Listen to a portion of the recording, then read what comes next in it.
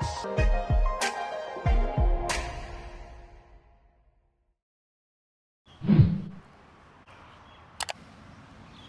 वालेकुम, शराय दसूर से मैं हूं अब्दुल क़य्यूम सिद्दीकी और आप हैं AQS के साथ। मेरे साथ जहांज़ेब अब्बासी और तैयब बलोच। 9 मई के ही वाक़यात के हवाले से इमरान अहमद ख़ान नियाज़ी की दरख्वास्तें या उनके मुख्तलिफ पंजाब हुकूमत की मुख्तलिफ दरख्वास्तें प्रोसिक्यूशन की वो कल समाअत के लिए मुकर्रर हो गई हैं। कल बहुत सारे मुकदमात हैं जो वो जिनकी समाअत होगी और बेंच होगा chief justice Pakistan justice Yahya Afridi की सरबराही में 3 रुकनी। अब तक जो मुख्तलिफ 9 मई के मुकदमात के हवाले से केसेस लगते रहे हैं उनके अंदर एक ही ऑर्डर आता रहा है और ये कुछ चीज़ें हैं, ये किस तरह से मुख्तलिफ हैं उसको देखेंगे। और दूसरा कि जुडिशल कमीशन ऑफ पाकिस्तान का इजलास 18 अप्रैल को होने जा रहा है और उसमें 2 जज साहिबान के लिए जुडिशल कमीशन फ़ैसला करेगा कि किन 2 फाजिल जज साहिबान को आइनी बेंच का हिस्सा बनाना है, इस पर बात करेंगे। और फिर दूसरा ये कि जो 2 चीफ जस्टिस हैं यानी पेशावर हाई कोर्ट और बलूचिस्तान हाई कोर्ट, इसके लिए तो एजेंडा जारी हो चुका है और 2 मई को इसका इजलास होगा और इस इजलास में इन 2 हाई कोर्ट्स के चीफ जस्टिस के लिए जुडिशल कमीशन ऑफ पाकिस्तान के अरकान से ये कहा गया है कि वो अपनी नामजदगियाँ 28 अप्रैल तक बाय इलेक्ट्रॉनिक मेल जो है वो भिजवा दें। तो सवाल ये उठता है कि आखिर ये 2 हाई कोर्ट्स ही क्यों? क्योंकि इस वक्त जो हैं वो 4 हाई कोर्ट्स के अंदर कायम मुकाम चीफ जस्टिस हैं। एक इस्लामाबाद हाई कोर्ट, दूसरी सिंध हाई कोर्ट, तीसरी बलूचिस्तान हाई कोर्ट और चौथी पेशावर हाई कोर्ट। इन मौज़ूआत पर बात करते हैं। मेरे साथ जनाब तैयब बलोच हैं और जहांज़ेब अब्बासी साहब हैं। तो शुरू करते हैं कि जहांज़ेब अब्बासी साहब, और हाँ, आज एक बात मेरा ख्याल है कि हमें कर लेनी चाहिए। एक सुपर टैक्स के हवाले से आइनी बेंच में भी समाअत हुई है मिलिट्री कोर्ट में और मिलिट्री कोर्ट्स के ऊपर जो सिविलियंस के आर्मी एक्ट के नीचे कोर्ट मार्शल के हवाले से जो आइनी दरख्वास्तें इंटर कोर्ट अपील हैं उसकी भी समाअत हुई है। और अब ख्वाजा हारिस को कह दिया गया है कि जनाब कल 30 मिनट में अपने दलाइल मुकम्मल करें। तो ये मुकदमा अपने कंक्लूजन की तरफ जा रहा है। तो इन पर सब पर बात करते हैं। तो आज की 9 मई के मुकदमात में क्या हुआ और अब शेख रशीद, इमरान ख़ान और दीगर जो मुकदमात जो लगने जा रहे हैं उसमें क्या तवक्कुआत हैं, क्या वो मुकदमात कौन से हैं।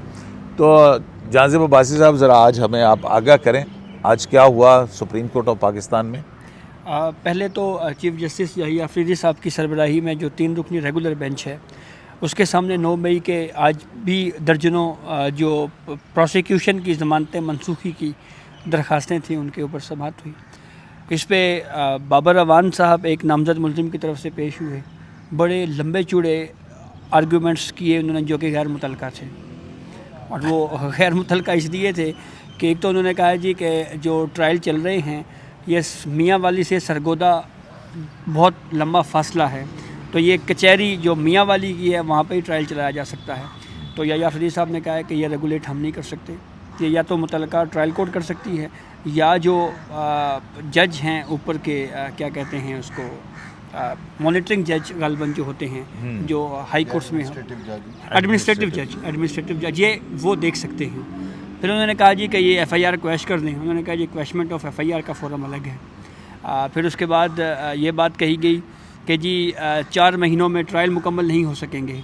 तो उन्होंने कहा जी कि ये लॉ में 3 महीने लिखा हुआ है, हमने 4 महीने दिए। उन्होंने कहा जी हम ऑर्डर चैलेंज करेंगे। उन्होंने कहा ठीक है, आपने करना है तो कर दें। बिल्कुल करें, तो ये वाला ऑर्डर चैलेंज करना है जहाँ मर्जी। तो जब उन्होंने ये कहा जी कि हम ये प्रोसिक्यूशन के पिटीशन डिसमिस कर रहे हैं तो आज के ये जो दरख्वास्तें थी 50 के करीब, इनमें कोई बड़ा नाम था या सिर्फ वही वर्कर्स हैं और कोई बड़ा PTI का वकील रहनुमा या सियासी रहनुमा आया? नहीं, आज आए। आज शिबली फराज साहब थे, वो कोर्ट में आए थे। इसके अलावा लतीफ़ खोसा थे। फिर उसके बाद बाबर अवान एक केस में प्रेजेंट कर रहे थे। लतीफ़ खोसा वकील होंगे किसी के? जी किसी के वकील थे। हाँ। इसी तरीके से असद कैसर की ज़मानत मनसूखी की खैबर पख्तूनख्वा हुकूमत की एक अपील थी और ये वो अपील है जो निगरान दौर में दाखिल। निगरान दौरे हुकूमत में फ़ाइल हुई थी। तो खैबर पख्तूनख्वा के सूबाई काबीना ने बाकायदा अपने इजलास में मंजूरी दी कि हमने इस अपील को वापस लेना है। ठीक। तो वो अदालत को आगाह किया गया, वो उन्होंने वापस ले ली और उस बुनियाद के ऊपर वो खारिज हो गई।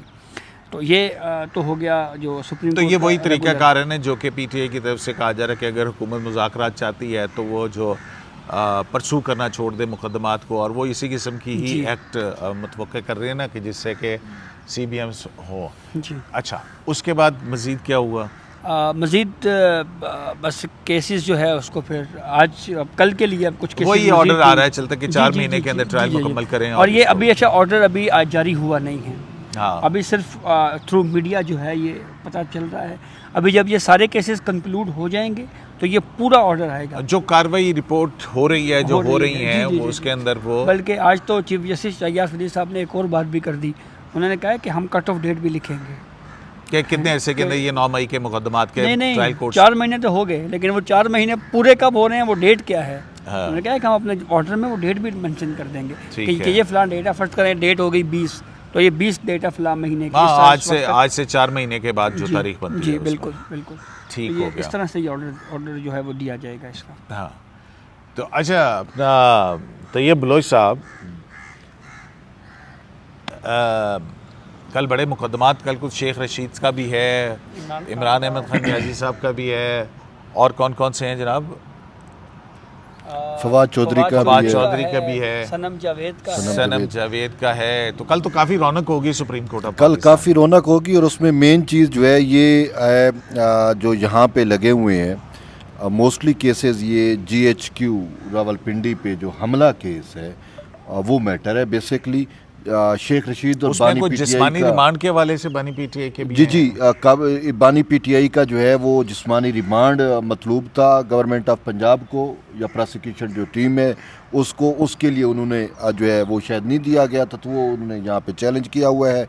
और एक और मामला भी है कि वो ज़मानत क्या होती है कि कबल गिरफ्तारी, हाँ हाँ, उसके हवाले से भी वो यहाँ पे जो है वो आए हुए हैं क्योंकि जो है वो जना ये GHQ तो ज़्यादातर वो जो सारी हैं वो स्टेट वर्सेस बिल्कुल, so and so, state versus so and so, और अगर जमानतें हुई हैं तो जमानतों की मंसूखी के लिए, और बिल्कुल। अगर मतलब और मामलात हैं तो वो हैं, वो हाँ, सारे हैं। तो चलिए मेन कल ये भी देखेंगे। जुड़ा हुआ 9 मई से है, तो इसी वजह से वो जो आर्डर की वे बात आपने की है 4 माह वाला, तो ये सारी चीज़ें उसी सीमत ही जाएंगी। हाँ, तो अच्छा, अपना फिर अच्छा, मैं इसमें एक चीज़ ऐड करना चाहता हूँ। हाँ, ज़रूर ज़रूर।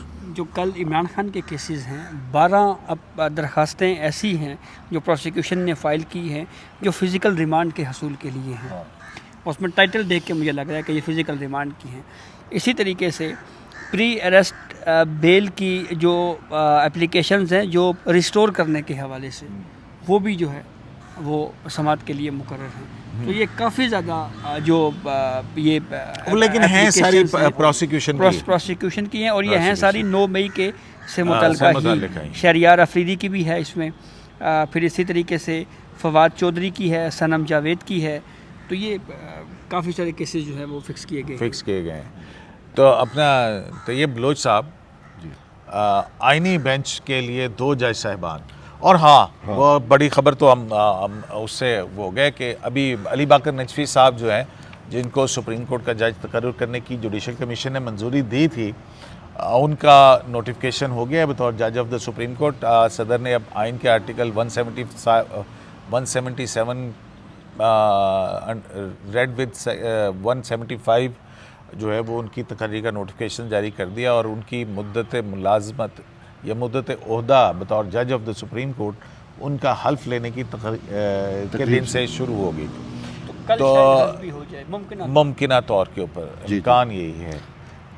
तो हमने ये देखा कि अभी 6 जज साहिबान जो हैं मुख्तलिफ हाई कोर्ट से सुप्रीम कोर्ट में लिए गए थे। तो अब जो है वो आइनी बेंच की कितनी तादाद हो गई है, और उसमें मज़ीद 2 जो जज साहिबान हैं वो कौन हो सकते हैं? ज़रा गैस दीजिएगा। देखें, जो गैस है पहले तो ये है कि जो कॉन्स्टिट्यूशनल बेंच है इसकी जो मौजूदा कॉन्स्टिट्यूशन इसकी तादाद हो गई है 13। अब इसमें तुसी कार फरमा है तोसीक का अमल, तो जुडिशल कमीशन का इजलास 18 अप्रैल को तलब किया गया है। तो उसमें 2 नए जज या 2 मज़ीद जज जो है वो कॉन्स्टिट्यूशनल बेंच में इंडक्ट किए जाएंगे। तो यूं अगर वो 2 नए जज की मंजूरी हो जाती है तो फिर या नामज़द हो जाते हैं तो फिर ओवरऑल जो स्ट्रेंथ बन जाएगी कॉन्स्टिट्यूशनल बेंच की वो बन जाएगी 15। अब इसको मैं अगर कहूँ कि पहले जो जजेस की तादाद थी वो शुरू में जो इनिशियली लिए गए थे 26वीं तरमीम के बाद वो 7 जज थे, ठीक।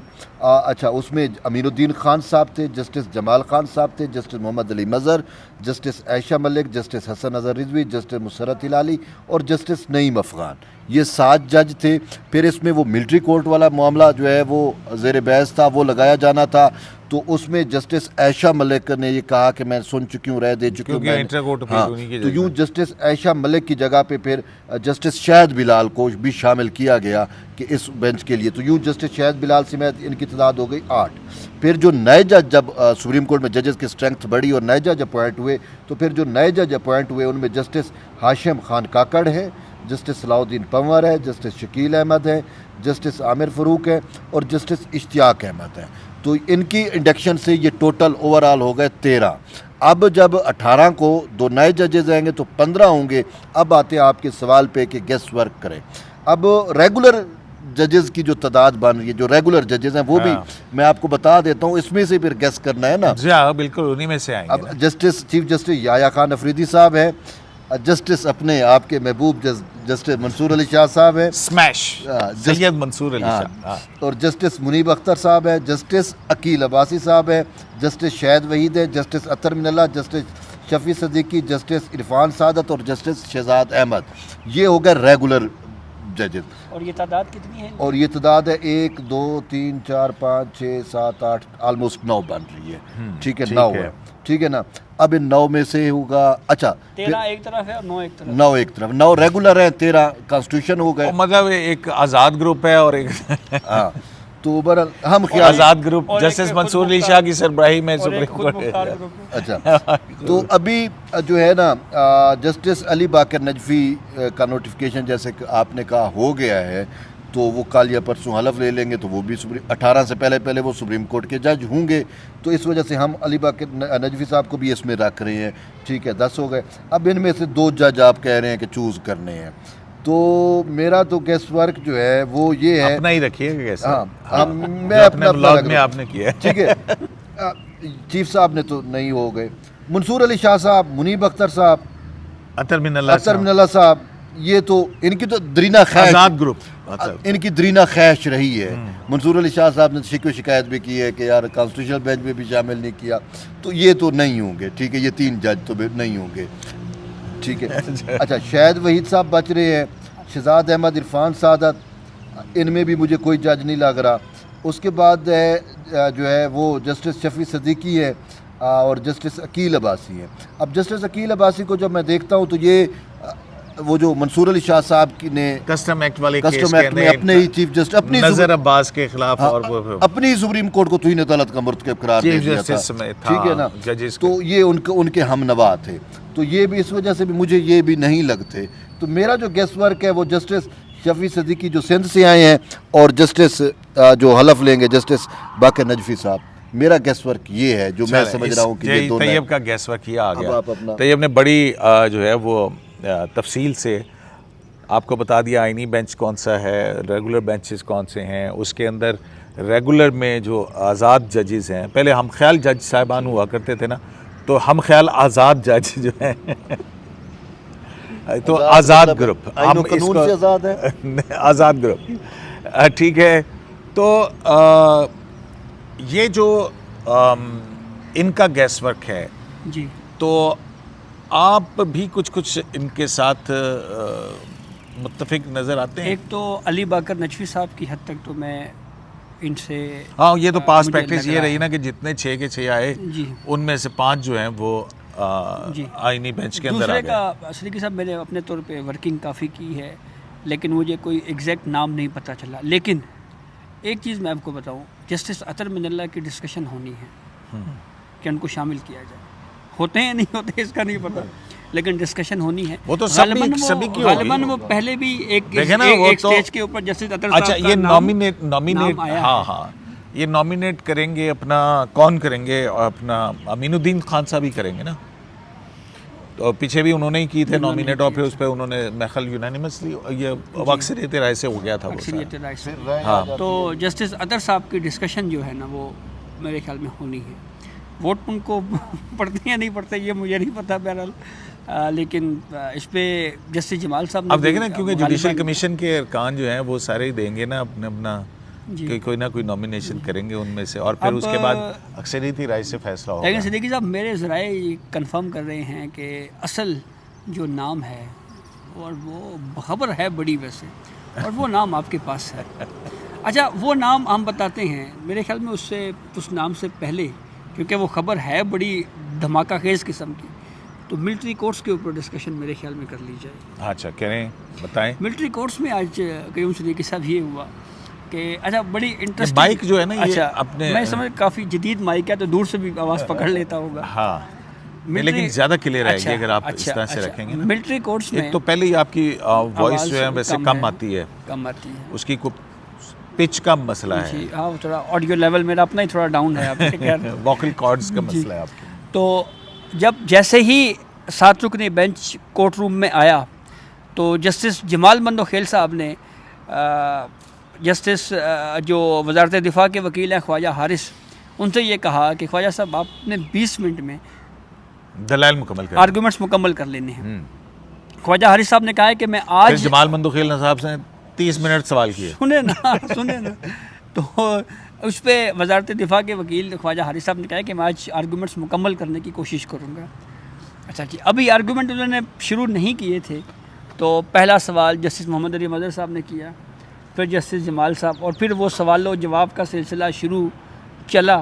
तो मैंने वैसे जो नोट किया था, घड़ी पे मैंने देखा तकरीबन 15 से 20 मिनट तो ये सवाल इधर उधर से सवाल हो रहे थे। हाँ। यहाँ से सवाल, यहाँ से सवाल। जैसे जस्टिस जमाल मंदोखेल साहब, मतलब मिसाल के तौर पे जस्टिस जमाल मंदोखेल साहब ने कहा जी कि विदाउट FIR के अंदराज के ना किसी को गिरफ़्तार किया जा सकता है, और ना विदाउट मजिस्ट्रेट की परमिशन के किसी को हवाले किया जा सकता है, या उसको तहवील में रखा जा सकता है। जस्टिस मोहम्मद अली मदर साहब ने इसका जवाब दिया। उन्होंने ये कहा कि देखें, FIR तो ऑफिशियल सीक्रेट एक्ट के तहत कटी है, और ये FIR फ़ौज ने बराह रास्त नहीं काटी, नंबर 1। नंबर 2, जो मुल्ज़िमान की तहवील वाला मामला है, ये सिविल कोर्ट से ही दरख्वास्त आई थी, और उसके ज़रिए से ही ये हवालगी फ़ौज को दी गई है। तो इस तरह के आर पार क्वेश्चनिंग जो है वो चलती रही अक्रॉस द जी बेंच। तो फिर जब हेयरिंग मुकम्मल, मतलब आज की अदालती कार्रवाई का वक्त क्योंकि ख़त्म हुआ, जब केस अडजर्न होने जा रहा था, तो उस वक्त अभी ये बात हुई जी कि कल तक मुकम्मल कर रहे आर्ग्यूमेंट्स। जब ये बात जस्टिस जमाल साहब ने या बाकी जजेस की तरफ से दोबारा कही गई, तो ख्वाजा हारिस साहब ने ये कहा जी कि अगर कोई सवाल आपकी तरफ से ना हुए तो मैं मुकम्मल कर लूँगा। लेकिन जिम्मेदारी उठाई है जस्टिस मुसर्रत अली साहिबा ने। उन्होंने कहा कि अब कल जो है ना, मैं किसी को सवाल ही नहीं करने दूँगी। अच्छा, ये चीज़ हमने देखी कि टाइमर लगाऊंगी और ये चीज़ हमने देखी कि मुसर्रत नहीं, तो उस पे भी तो एक जुमला आया था हसन नज़र रिजवी साहब ने कहा जी कि ये FBLE केस के बारे में आपने कहा था कि डिस्कस नहीं करना, लेकिन इसके बावजूद जो है वो बार बार उसका नाम उसके बाद बहुत ज़्यादा डिस्कस जो है वो होता रहा है। तो कल का दिन है, और इसमें additional attorney general Aamir Rahman साहब ने ये कहा है कि वजारत दिफा के वकील जब दलाइल मुकम्मल कर लेंगे, तो उसके बाद अटॉर्नी जनरल जो है वो आखिर में अपना मौक़िफ़ कोर्ट के सामने रखेंगे। वो अदालत में रिमार्क्स अब वो है जो वो सारा कुछ करेंगे। अब बताएं वो कौन है कॉन्स्टिट्यूशनल बेंच वो में दूसरे इस पे जो है वो जाने से पहले जो है वो मेरा सवाल जो है वो तैयब बलोच साहब आपसे है कि हम ये देख रहे हैं कि जो 5 जज साहबान की आइनी दरख्वास्त है सीनियरिटी और ट्रांसफ़र के वाले से, जस्टिस सरफराज डोगर, जस्टिस खादिम सोमरो और जस्टिस मोहम्मद आसिफ रेकी, उनके हवाले से जो दरख्वास्त है उसके ऊपर नोटिस हुए हैं, उसकी 17 को हेयरिंग होनी है। और जो है वो पहले हमारी इतलात तो यही थी कि जुडिशल कमीशन का इजलास होना है, लेकिन 18 को हो रहा है, लेकिन वो आइनी बेंच के लिए हो रहा है। तो क्यों जुडिशल कमीशन का 2 मई को इजलास के अंदर 2 हाई कोर्ट्स के चीफ जस्टिस जो हैं उनके ऊपर गौर होगा, बाकी 2 पे क्यों नहीं हो रहा? सर इसमें व्हाट इज योर असेसमेंट? इसमें जो चीज़ और भाईजान आगे से हट जाए यार, इधर आगे से ना गुजरे, उधर से पीछे से चले।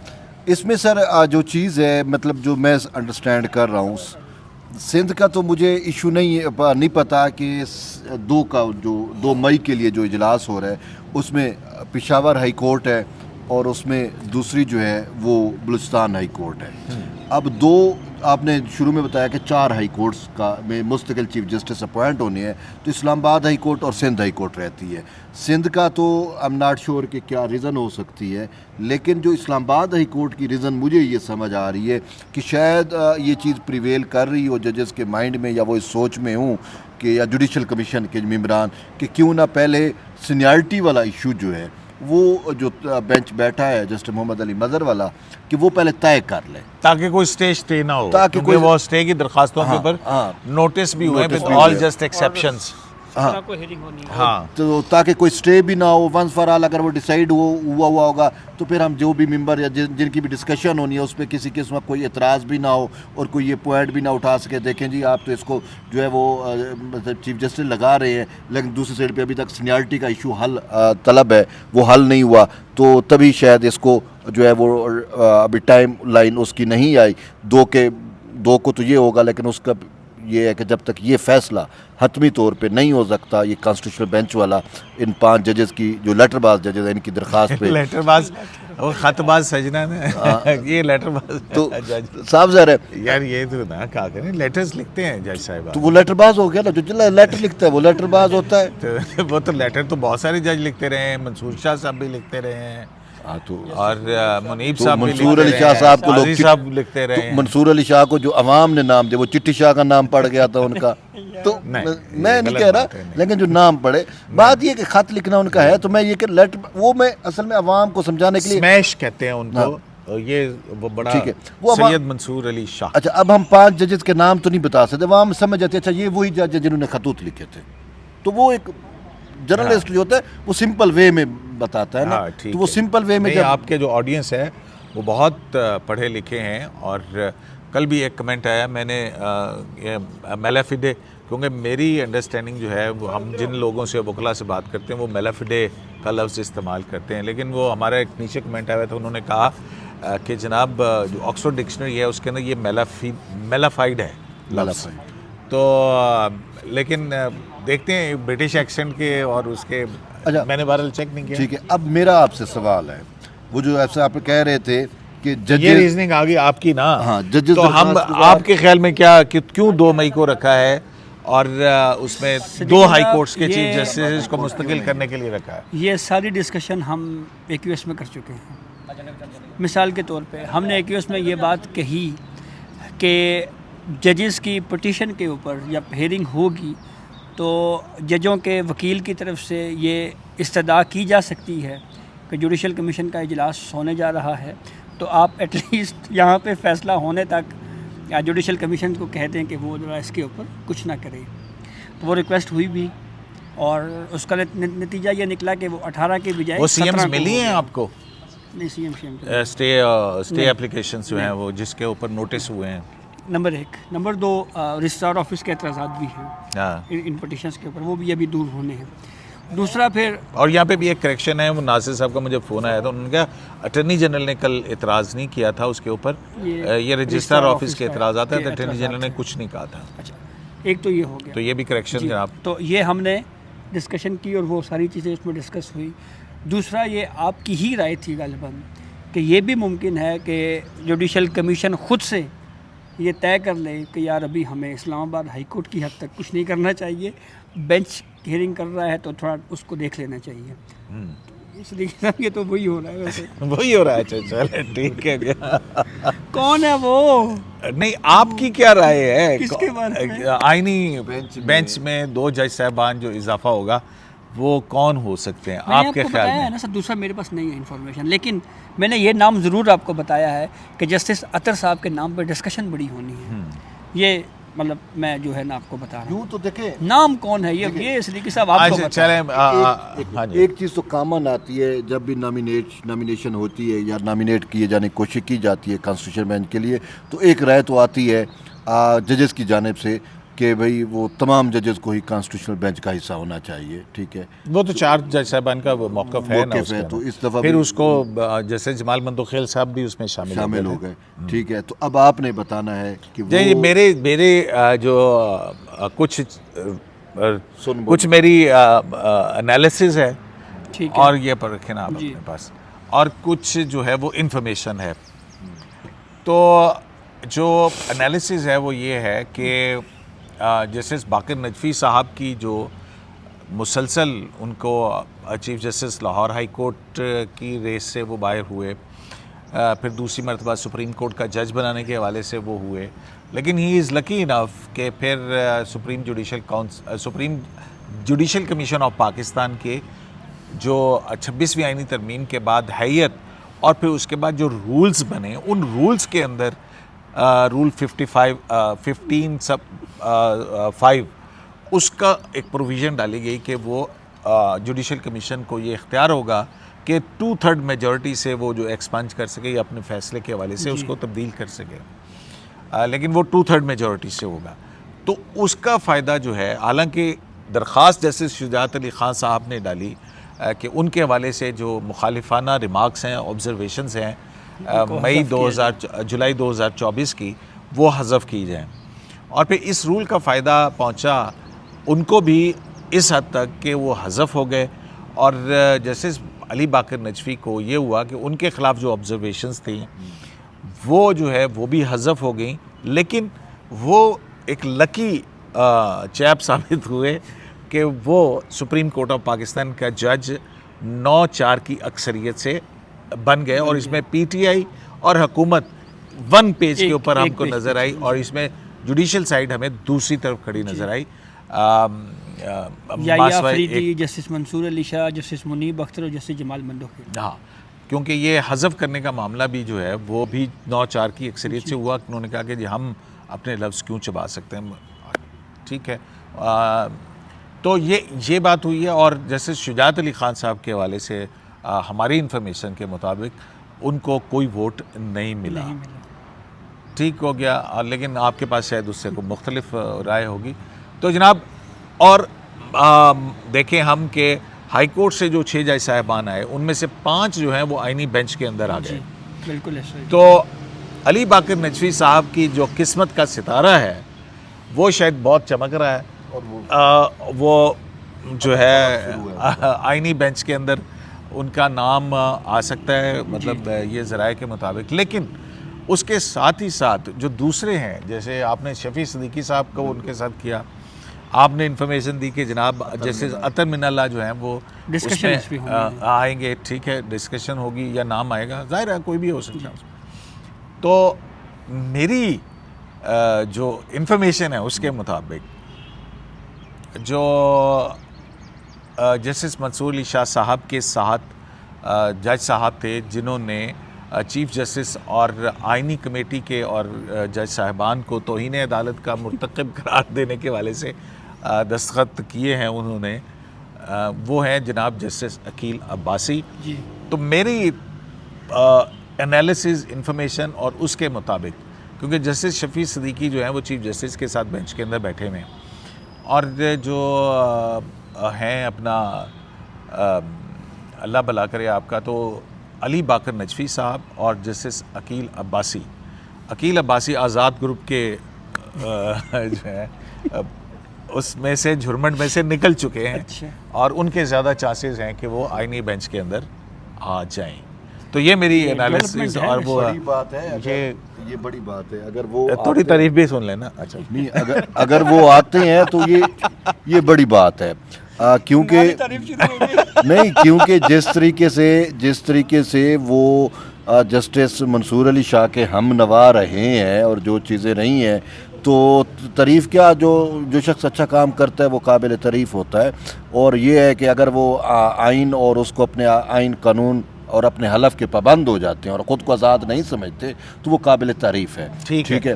तो लेकिन सिर्फ एक जुमला ऐड आप कर ले, फिर मैं ऐड करूँ। तो इसमें जो चीज़ है ना वो ये है कि जस्टिस मंसूर अली शाह यानी कि तन्हा ही होते जा रहे हैं। फिर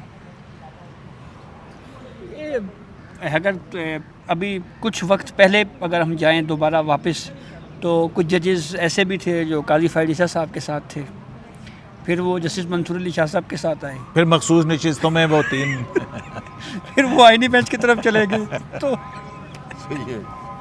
तो आना जाना लगा ही रहता है, कोई ऐसी बात नहीं है। तो देखिए ना, वो अच्छे आर्गुमेंट्स हो तो मैंने बस यही कहना था। रिव्यू के अंदर जो है वो अपना वो चेंज कर लेते हैं मौक़िफ़।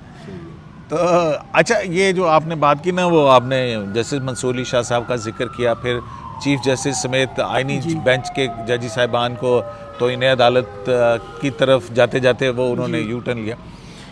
तो उसमें ये बताएं कि नज़र अब्बास की इंटर कोर्ट अपील आई थी और जैसे जमाल मंदुखेल उस बेंच को हेड कर रहे थे और उसके ऊपर फैसला हो चुका है, क्योंकि उस दिन जिस दिन ये फैसला आया उसी दिन जो है वो उन्होंने नज़र अब्बास का कंटेम्प्ट शोकॉज नोटिस जो है उसको डिस्चार्ज कर दिया था और वो नहीं हुआ था। तो लेकिन जैसे जमाल मंदुखेल ने कहा था कि आइन की खिलाफ वर्जी हुई है और उस पर हम अदालत देखेगी उसको बड़ी गौर से। तो वो जजमेंट जो है वो अभी तक जस्टिस जमाल मंदुखेल साहब ने क्यों नहीं दी अभी तक उसकी क्यों नहीं दी? अभी तक रीजनिंग नहीं आई उसकी। और उस पर भी आपको याद होगा थोड़ा सा इख्तलाफी व्यू था नज़र अब्बास की हद तक जस्टिस अकील अब्बासी का और गालिबन जस्टिस अतर मिनल्ला का।